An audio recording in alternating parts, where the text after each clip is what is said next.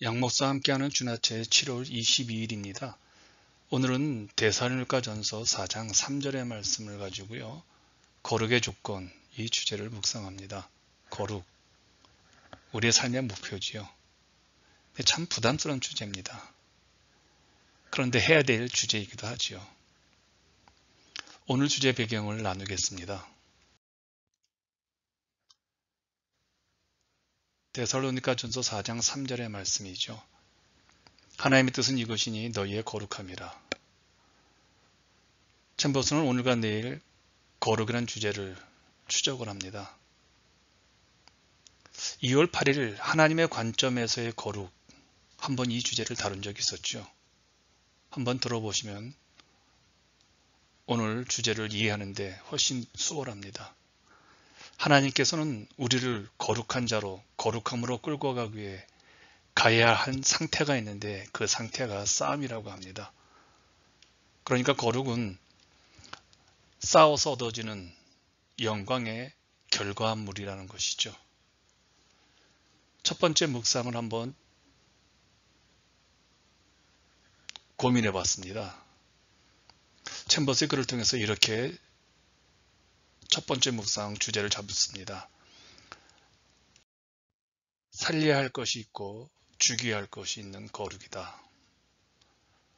오늘 묵상은 이런 말로서 시작됩니다. 우리의 거룩함에 있어서 하나님께서는 살려야 하는 쪽도 다루시지만 죽어야 하는 쪽도 다루십니다.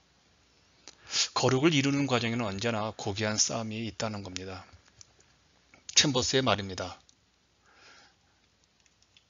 성령께서 거룩이 무엇을 의미하는지를 보여주시면 바로 싸움이 시작이 됩니다.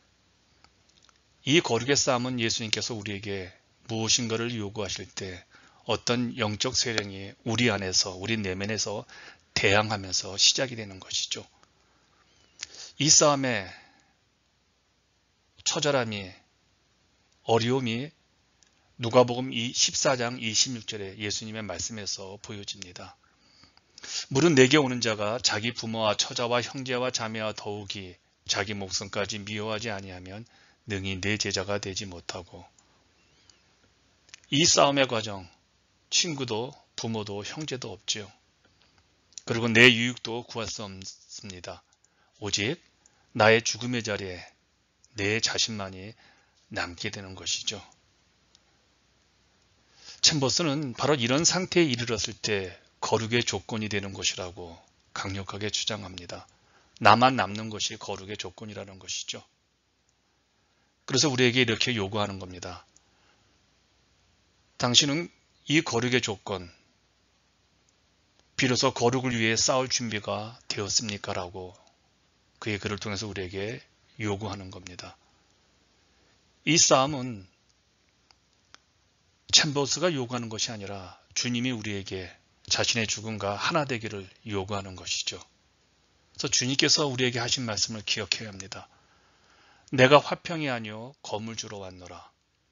바로 이 지점에서 많은 사람들이 거룩의 싸움에서 실패합니다. 실패한 사람들의 항변이죠. 주님, 이것은 우리에게 너무나 가혹했습니다. 아니, 가혹합니다. 주님께서 어떻게 우리에게 그렇게 살라고 요구하십니까? 이렇게 사람들은 주님의 죽음과 하나 되기를 거절하면서 실패를 하죠. 오늘 한번 여러분 결단해 보십시오. 거룩한 삶을 살기 위해서는 주님의 죽음과 하나 되는 이 치열한 싸움을 위해 결단해야 한다는 겁니다. 왜냐하면 우리의 구원자 되신 우리 예수님이 자신의 죽음과 우리가 하나 되기를 원하시기 때문에 그래요. 주인 되신 그분의 요청에 우리는 단호한 결심을 통해 나 자신에 대한 모든 생각을 접어버리고 완전히 비워진 나 자신을 우리 주인 되신 주님께 드릴 결단을 준비해야 합니다.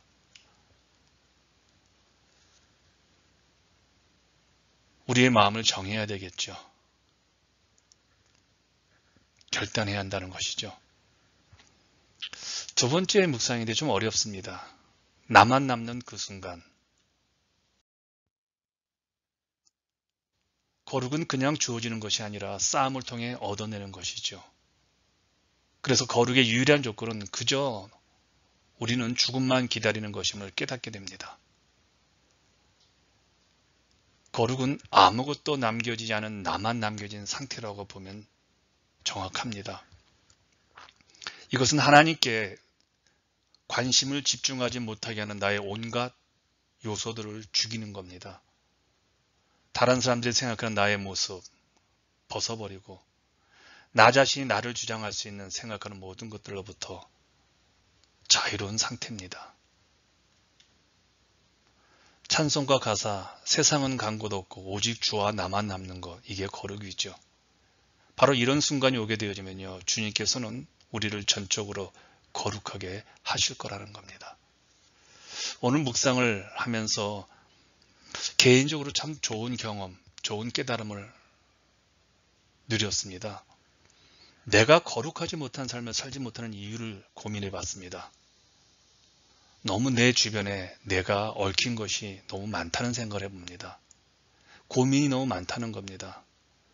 오직 주님만을 생각해야 되는데 나에게는 고려할 것들이 너무 많은데 문제는 주님도 그 많은 고려 중에 하나라는 겁니다.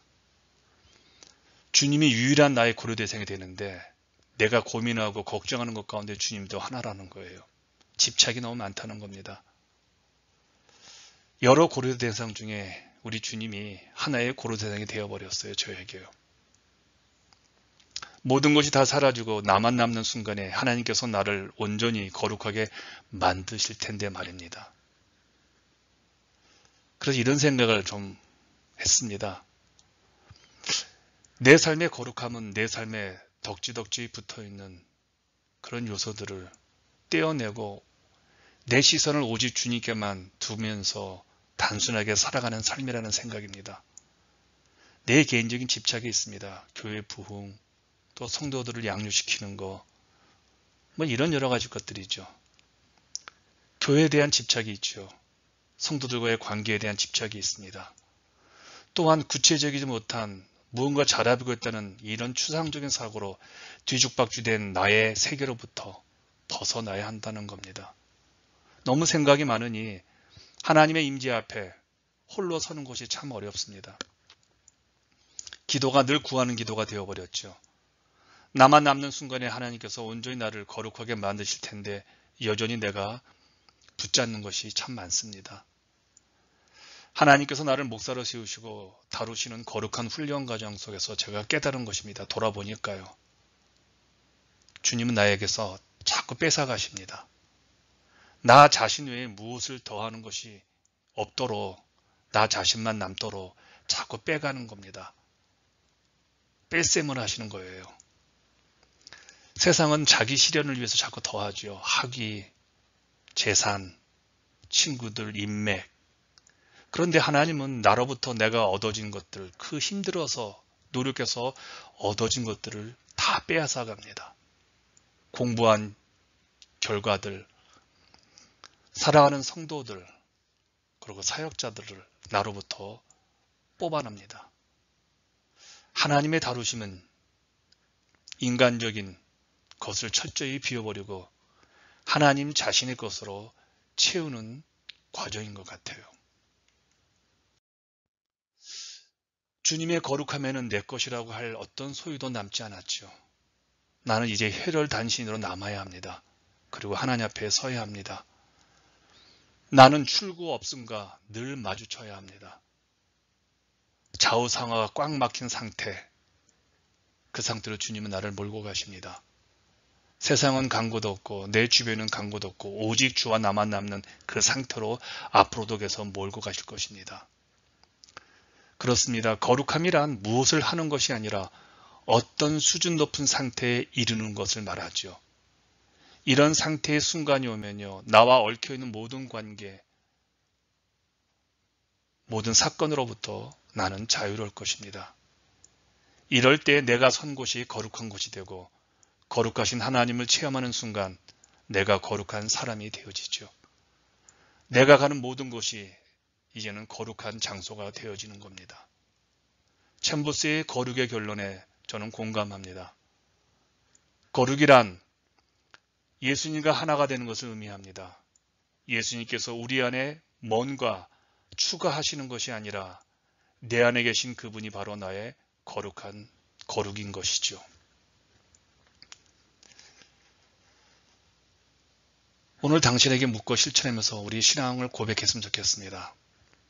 늘 마지막으로 하는 이 과정인데 여러분 오늘은 한번 진지하게 당신의 거룩함을 두고 삶을 한번 돌아보면서 이 맹세에 동참하시기를 바랍니다. 고백하고 결단하기입니다. 하나님은 당신에게 빼기 훈련을 시킬 것입니다. 세상에서 더하기에 익숙한 당신은 혼란스러울 것입니다. 지금까지 하나님 외에 당신이 의지하고 있는 것은 무엇입니까? 이제 매일같이 붙어있는 것들을 하나하나 떼어내는 작업을 해보면 어떨까요? 왜냐하면 나만 홀로 남겨져 아무것도 의지할 수 없어 오롯이 하나님만을 바라볼 때 우리는 거룩의 문으로 들어가기 때문입니다. 이제 당신은 혈혈단신으로 오로지 주님 앞에 서 있을 것입니다. 오늘 하루도 주님과 동행하시면서 우리의 최고 되신 주님께 최선의 삶을 드리는 우리 모두가 되었으면 합니다. 행복하시고 건강한 삶을 응원하겠습니다.